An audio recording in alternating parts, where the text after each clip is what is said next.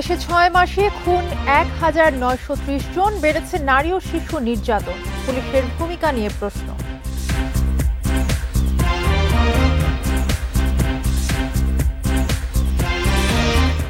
রাজনৈতিকভাবে বিএনপিকে হেয় করতে ষড়যন্ত্র, অভিযোগ স্বেচ্ছাসেবক দল নেতাদের।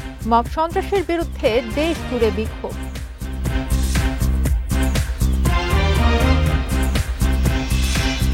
নিবন্ধন প্রত্যাশী নতুন ১৪৪টি দলের আবেদনে ত্রুটি বিচ্যুতি। ১৫ দিনের মধ্যে সংশোধনের সব দলকে চিঠি দেবে কমিশন।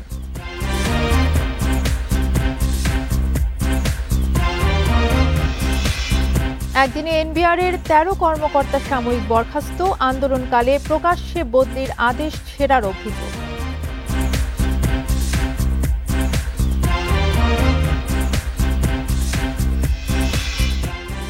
ছয় মাস ১৫ টাকা দরে ৩০ কেজি করে চাল পাবে ৫৫ লাখ পরিবার, জানালেন উপদেষ্টা। ৪ লাখ টন আমদানির সিদ্ধান্ত।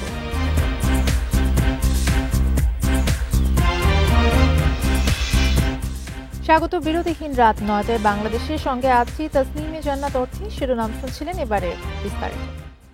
বিএনপিকে বিতর্কিত করতে সোহাগ হত্যার ভিডিও ভাইরাল করা হয়েছে বলে মন্তব্য করেছেন বিএনপির যুগ্ম মহাসচিব হাবিবুন নবী খান সোহেল। বিকেলে রাজধানীর নয়াপল্টনে স্বেচ্ছাসেবক দলের সমাবেশে তিনি কথা বলেন। দলের নেতারা আরও বলেন, বিএনপির জনপ্রিয়তায় ঈর্ষান্বিত হয়ে ষড়যন্ত্র এবং অপপ্রচার চালাচ্ছে কিছু রাজনৈতিক দল। আইনশৃঙ্খলা পরিস্থিতির অবনতি এবং দেশের বিরুদ্ধে ষড়যন্ত্রের প্রতিবাদে সমাবেশ করে স্বেচ্ছাসেবক দল। ছোট ছোট মিছিল নিয়ে নয়াপল্টনে জড়ো হন নেতাকর্মীরা। বৃষ্টি উপেক্ষা করেই চলতে থাকে স্লোগান। এ সময় স্বেচ্ছাসেবক দলের নেতারা বলেন, বিএনপির বিরুদ্ধে কোনো অপপ্রচার বরদাস্ত করা হবে না। যে কোনো ষড়যন্ত্র প্রতিহত করার হুঁশিয়ারি দেন তারা। এনসিপি এবং জামাত ইসলামী এবং আপনাদের চরমোনাই, এই তিনজন মিলে তারা দেশকে একটি অস্থিতিশীল পরিস্থিতি করার চেষ্টা চালিয়ে যাচ্ছে। এই বিক্ষোভ অব্যাহত থাকবে যতক্ষণ পর্যন্ত ওই সমস্ত দুষ্কৃতিকারী ভারতের এজেন্ট যারা এখনো দেশের বিরুদ্ধে ষড়যন্ত্র করছে, যতক্ষণ পর্যন্ত নিবৃত্ত না হবে ততক্ষণ পর্যন্ত রাজপথে পাহারাদার হিসেবে থাকবে ইনশাআল্লাহ। সমাবেশে বিএনপির যুগ্ম মহাসচিব হাবিবুন নবী খান সোহেল বলেন, সোহাগ হত্যাকাণ্ডের ভিডিও ভাইরাল করা ছিল উদ্দেশ্য প্রণোদিত। আর কোনো অপপ্রচার চালালে রাজনৈতিকভাবে জবাব দেয়া হবে। একটি ভিডিও ধারণ করা হয়েছে, সেই ভিডিও যে করেছে সে কেন ঘটনা বন্ধ করার জন্য সামনে না গিয়ে নিরাপদ কাছাকাছি থেকে এই ভিডিওটি করলো, অথচ তাকে কেউ আঘাত করলো না। এটি নিছক একটি দুর্ঘটনা নয়, এদিকে বিএনপির বিরুদ্ধে একটি সাজানো গোছানো চক্রান্ত ছাড়ার কিছুই নয়। স্বেচ্ছাসেবক দলের বিক্ষোভ মিছিল নয়াপল্টন থেকে শান্তিনগর মগবাজার হয়ে শাহবাগে গিয়ে শেষ হয়। Rifat Alam, independent News, Dhaka. আইনশৃঙ্খলা পরিস্থিতির অবনতির প্রতিবাদ এবং মব সন্ত্রাসের বিরুদ্ধে বিক্ষোভ মিছিল ও সমাবেশ করেছে স্বেচ্ছাসেবক দল। কেন্দ্রীয় কমিটির কর্মসূচির অংশ হিসেবে সারা দেশেই কর্মসূচি পালন করে দলের নেতাকর্মীরা। সমালোচনার নামে শিষ্টাচার বহির্ভূত কোনো বক্তব্য দেয়া হলে প্রতিরোধ গড়ে তোলারও হুঁশিয়ারি দেন তারা। বিকেলে চট্টগ্রাম নগরীর জমিয়তুল ফালাহ মসজিদ মাঠে বিক্ষোভ সমাবেশে আয়োজন করে মহানগর স্বেচ্ছাসেবক দল। এ সময় নেতারা বলেন, ঢাকাসহ নানা জায়গায় প্রকাশ্যে হত্যাসহ বিশৃঙ্খলা চলছে, যা স্বাভাবিক ঘটনা নয়। আজকে যে দেশে মব কালচারের সৃষ্টি করছেন তা হচ্ছে ফ্যাসিস্ট পলাতক হাসিনার মব সন্ত্রাসের ধারাবাহিকতা। জুলাই আগস্টের গণছাত্র জনতার গণ আন্দোলনের মাধ্যমে আমরা আমাদের সেই কাঙ্ক্ষিত লক্ষ্য, আমাদের স্বৈরাচারী শেখ হাসিনা ওয়াজেদ দেশ ছেড়ে পালিয়েছেন। দেশকে অস্থিতিশীল করতে পরিকল্পিতভাবে এসব ঘটনা ঘটানো হচ্ছে বলে অভিযোগ নেতাদের। সমাবেশ শেষে একটি মিছিল বিভিন্ন সড়ক ঘুরে ১৬ শহর বিপ্লব উদ্যানে গিয়ে শেষ হয়। বরিশালে বিক্ষোভ মিছিল শেষে নেতারা অভিযোগ করেন, একটি কুচক্করি মহল বিএনপির নামে মিথ্যা অপপ্রচার চালিয়ে ভাবমূর্তি নষ্টের পায়তারা করছে। চাঁদাবাজি এবং সন্ত্রাসী কর্মকাণ্ডের সাথে যারাই জড়িত থাকবে তাদের বিরুদ্ধে ব্যবস্থা নেওয়ার দাবি জানান তারা। আমাদের গায়ের উপরে পড়ে কেউ যদি কটূক্তিমূলক কথা বলে সেটার প্রতিবাদেই আজকের এই বিক্ষোভ। লক্ষ্মীপুরে উত্তর তেমোহনী থেকে বিক্ষোভ মিছিল বের করে শহরের বিভিন্ন সড়ক ঘুরে সমাবেশে মিলিত হয়। পিরোজপুরে বিক্ষোভ মিছিল শেষে হয় প্রতিবাদ সমাবেশ। নির্বাচিত সরকার সংস্কার করবে। আপনারা যদি জাতীয়তাবাদী দলের সাথে ঘষাঘষি করেন, মনে রাখবেন প্রতিটি মাদার গাছ আপনাদের ছাল তুলে দেবে। এছাড়া আইন শৃঙ্খলা পরিস্থিতি অবনতির প্রতিবাদে নাটোর, মানিকগঞ্জ, হবিগঞ্জ সহ বিভিন্ন জেলায় একই ধরনের কর্মসূচি পালন করে জাতীয়তাবাদী স্বেচ্ছাসেবক দল। Zulekha Parveen, Independent News. জনগণের চাওয়া বুঝে আগামী রমজানের আগেই জাতীয় নির্বাচনের ব্যবস্থা করতে হবে বলে জানিয়েছেন বিএনপির সিনিয়র যুগ্ম মহাসচিব। দুপুরে কুড়িগ্রামে 10 শহীদ পরিবারকে সহায়তা প্রদান অনুষ্ঠানে তিনি এসব কথা বলেন। তিনি আরো বলেন, দেশে অনেক সংকট থাকার পরেও ডক্টর ইউনূসকে সমর্থন জানিয়ে যাচ্ছি, কারণ এই সরকার শেখ হাসিনার মতো বিদেশে অর্থ পাচার করবে না এই বিশ্বাস থেকে। কিন্তু তরুণ উপদেষ্টাদের সঙ্গে একটি নতুন রাজনৈতিক দলের যে সম্পর্ক দেখা যাচ্ছে, তাতে অন্তর্বর্তী সরকারের ব্যাপারে মানুষের মনে প্রশ্ন জেগেছে। রিজভী আরো বলেন, জুলাই আন্দোলনকে সংগঠিত করেন তারেক রহমান। তার আওয়াজ মানুষ শুনেছে, ঐক্যবদ্ধ হয়েছে। তারই ধারাবাহিকতায় জুলাই আগস্টের গণ অভ্যুত্থানে শেখ হাসিনা পালিয়ে যেতে বাধ্য হয়েছে।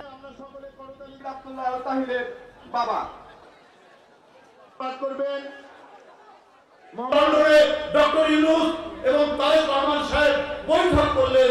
সেই বৈঠকের পরে একটি যুক্ত বিবৃতি আসলো। এরপরে প্রত্যেকের মধ্যে আশাবাদ আসলো যে রোজার আগেই নির্বাচন হবে। এরপরে আমরা দেখলাম নানা ধরনের কথাবার্তা, যে কথা আগে ছিল না, নির্বাচন পিছাতে হবে। কেন? আমরা তো গণতন্ত্রের লড়াই করছি। গণতন্ত্রের অন্যতম বড় উপাদান হচ্ছে অবাধ সুষ্ঠু নির্বাচন, যেটা ধ্বংস করেছিল শেখ হাসিনা।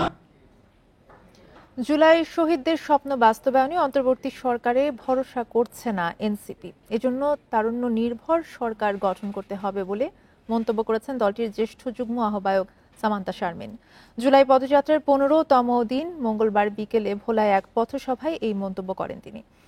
সামান্তা শারমিন আরো বলেন, মৌলিক সংস্কারের কাজ করছে না বর্তমান সরকার। এদিন দুপুরে বরিশাল থেকে ভোলা পৌঁছান এনসিপির নেতারা। পরে জেলা প্রেস ক্লাব চত্বরে পথসভায় তারা বলেন, জুলাই অভ্যুত্থানের আকাঙ্ক্ষা এখনো বাস্তবায়ন হয়নি। জুলাই যোদ্ধারাও পাননি যথাযোগ্য মর্যাদা। এসব বাস্তবায়নে তরুণদের নিজেদের সরকার গঠনে প্রস্তুত থাকার আহ্বান জানান নেতারা। এ সময় পুরান ঢাকায় ব্যবসায়ী সোহাগ হত্যার দ্রুত বিচার দাবি করেন তারা।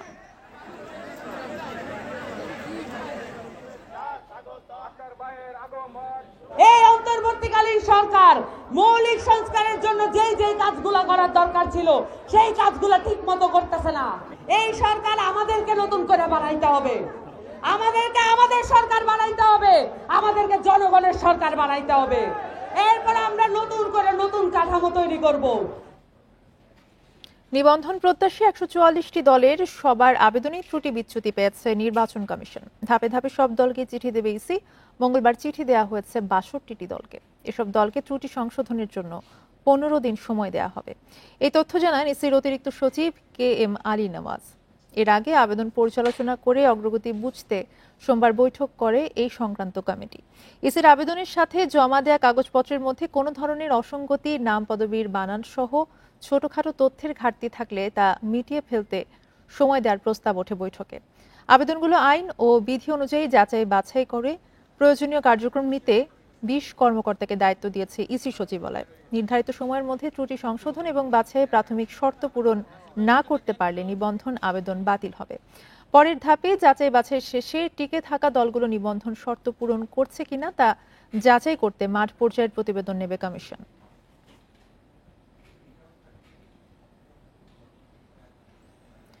যুক্তরাষ্ট্র সহ নতুন আরো 5টি দেশে ভোটার নিবন্ধন কার্যক্রম শুরু করার অনুমতি পেয়েছে নির্বাচন কমিশন। নতুন 5টি দেশ হলো ওমান, দক্ষিণ আফ্রিকা, জর্ডান, আমেরিকা ও মালদ্বীপ। দুপুরে রাজধানীর আগারগাঁওয়ে নির্বাচন কমিশন সচিবালয়ে এনআইডি বিভাগের মহাপরিচালক ASM হুমায়ুন কবির এসব তথ্য জানান। তিনি আরো বলেন, বর্তমানে 9টি দেশে ভোটার কার্যক্রম চলছে, কিন্তু জাপানের পাবলিক আইপি পেতে একটু সময় লাগবে। এ মাসের মধ্যেই হয়ে যাবে বলে জানান তিনি। এছাড়াও এই 9টি দেশ থেকে 48,080 জন ব্যক্তি ভোটার হওয়ার জন্য আবেদন করেছেন। এর মধ্যে ভোটার হয়েছেন 17,367 জন। 29,646 জনের বায়োমেট্রিক নেওয়া হয় আর 17,367 জনকে ভোটার করে নেওয়া হয়।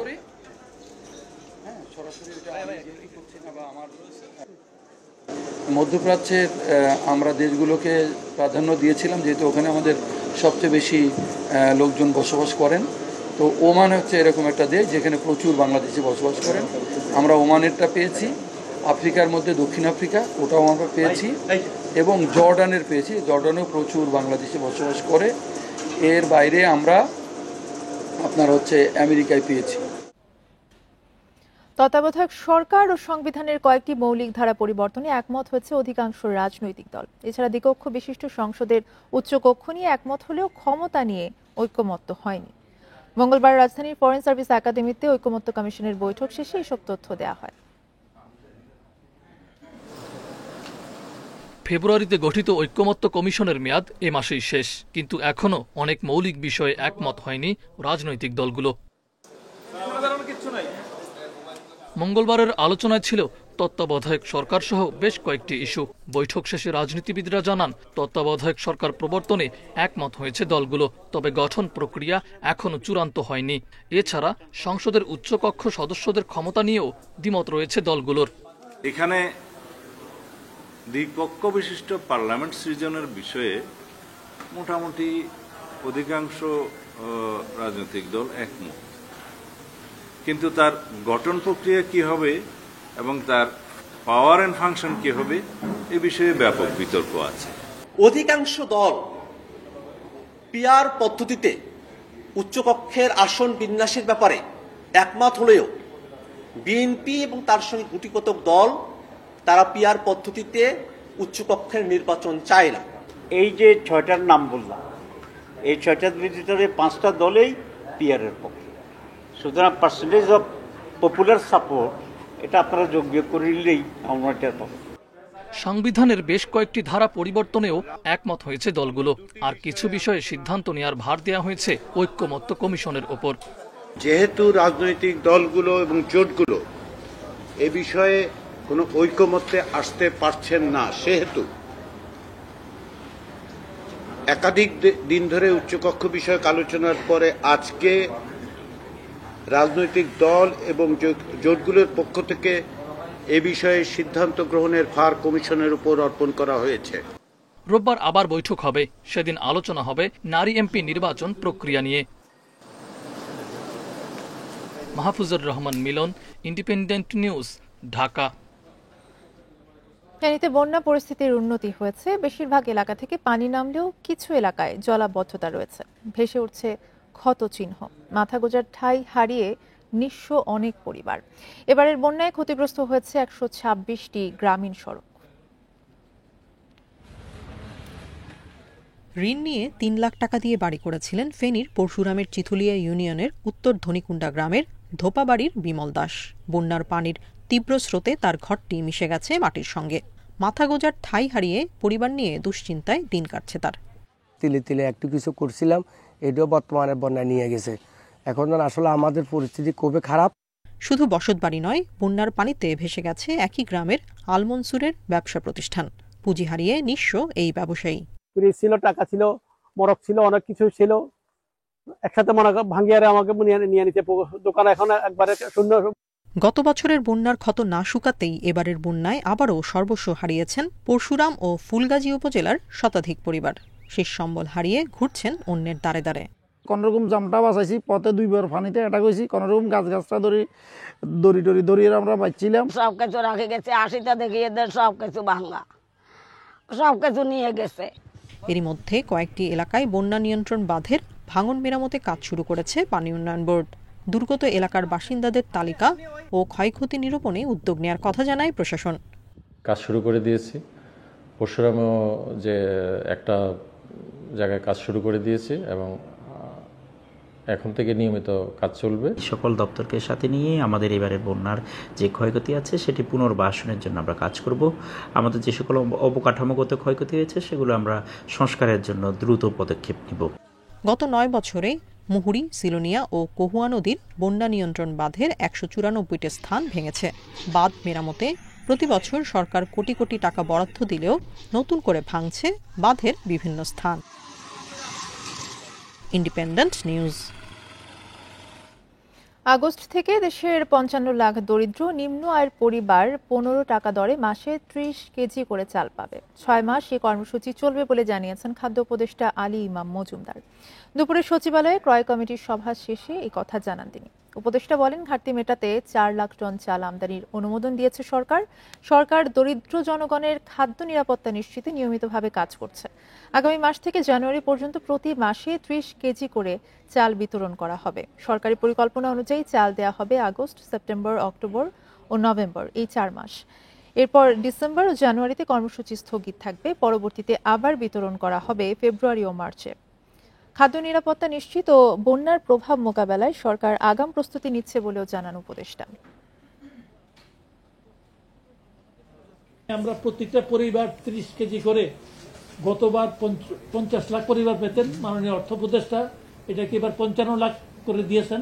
এই ৫৫ লাখ পরিবার ৩০ কেজি করে চাল পাবে ৬ মাস, আগস্ট, সেপ্টেম্বর, অক্টোবর, নভেম্বর পর্যন্ত পাবে আমাদের বর্তমান পরিকল্পনা অনুসারে। এরপর ডিসেম্বর, জানুয়ারি পাবে না, আবার ফেব্রুয়ারি, মার্চ পাবে। এইভাবে এটা হবে। জুলাই স্মৃতি জাদুঘর নির্মাণে ১১১ কোটি টাকারও বেশি অর্থ বরাদ্দের অনুমোদন দেওয়া হয়েছে। এছাড়া আওয়ামী লীগ সরকারের আমলে বিদ্যুৎ কেন্দ্র সংক্রান্ত দেশি বিদেশি সব চুক্তি পর্যালোচনা করতে আইনি সহায়তারও অনুমোদন দেওয়া হয়। দুপুরে সচিবালয়ে ক্রয় সংক্রান্ত উপদেষ্টা কমিটির সভা শেষে এসব কথা জানান অর্থ উপদেষ্টা ডক্টর সালেউদ্দিন আহমেদ। ২০২৪ সালের জুলাই অভ্যুত্থানের স্মৃতিচিহ্ন, শহীদদের স্মারক ও আওয়ামী লীগ সরকারের নিপীড়নের ঘটনা তুলে ধরতে গণভবনকে জুলাই গণ অভ্যুত্থান স্মৃতি জাদুঘর করার সিদ্ধান্ত গত বছরের ডিসেম্বরে উপদেষ্টা পরিষদের সভায় অনুমোদন হয়। আগামী ৫ আগস্ট জুলাই গণ অভ্যুত্থান স্মৃতি জাদুঘরের উদ্বোধন করা হবে।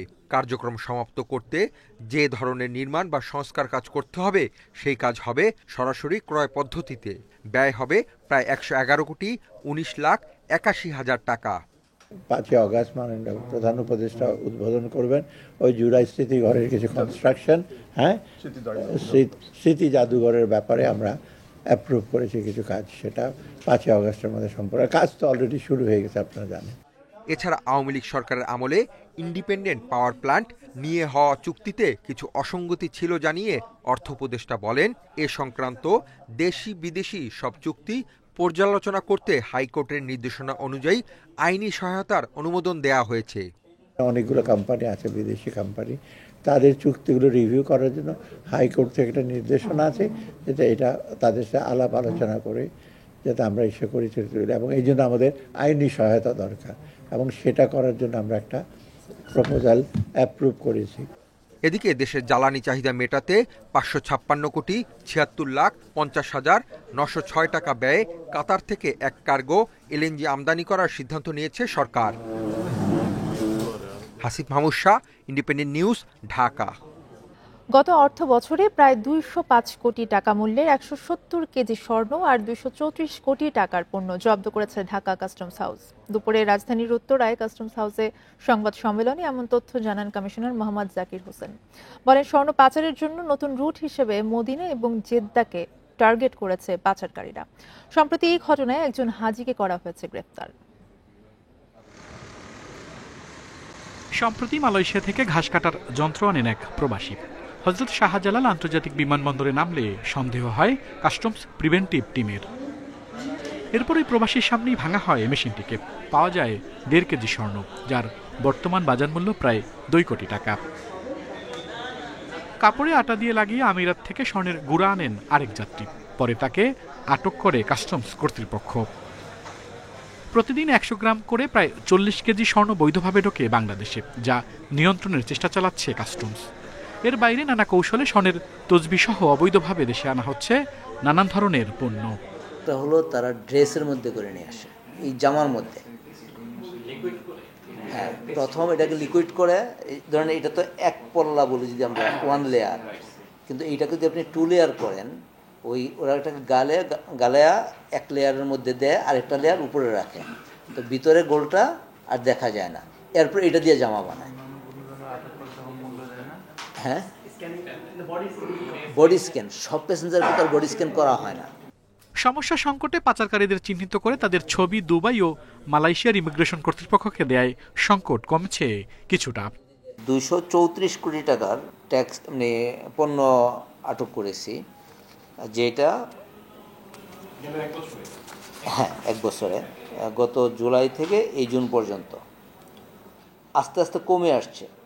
যেমন আমরা গত নভেম্বরে আটক করেছিলাম 35 কোটি, সেটা আস্তে আস্তে কমতে কমতে গত জুনে আসছে হলো 1 কোটি।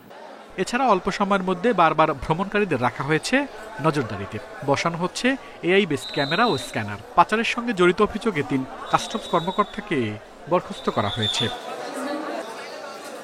আল আমিন হোসেন, ইন্ডিপেন্ডেন্ট নিউজ, ঢাকা।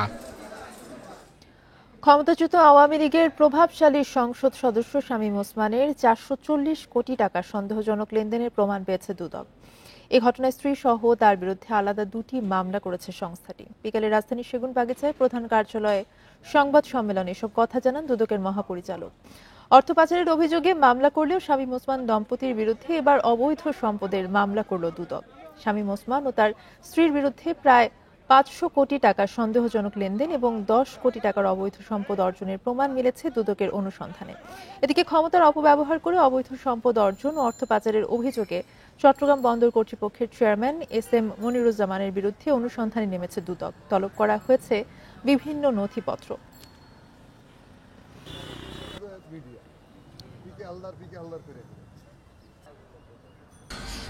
অভিযোগ সংশ্লিষ্ট জনাব শামীম ওসমান, সাবেক সংসদ সদস্য, নারায়ণগঞ্জ 4, সংসদ সদস্য হিসাবে দায়িত্ব পালনকালে ক্ষমতার অপব্যবহার পূর্বক 6,67,00,000 টাকারও বেশি মূল্যের জ্ঞাতওয়ায় বহির্ভূত সম্পদ অর্জন এবং 9টি ব্যাংক হিসাবের মাধ্যমে 439 কোটি টাকারও বেশি অস্বাভাবিক এবং সন্দেহজনক লেনদেন পূর্বক হস্তান্তর, রূপান্তর, স্থানান্তর করার অপরাধ অনুসন্ধানকালে প্রমাণিত হয়েছে।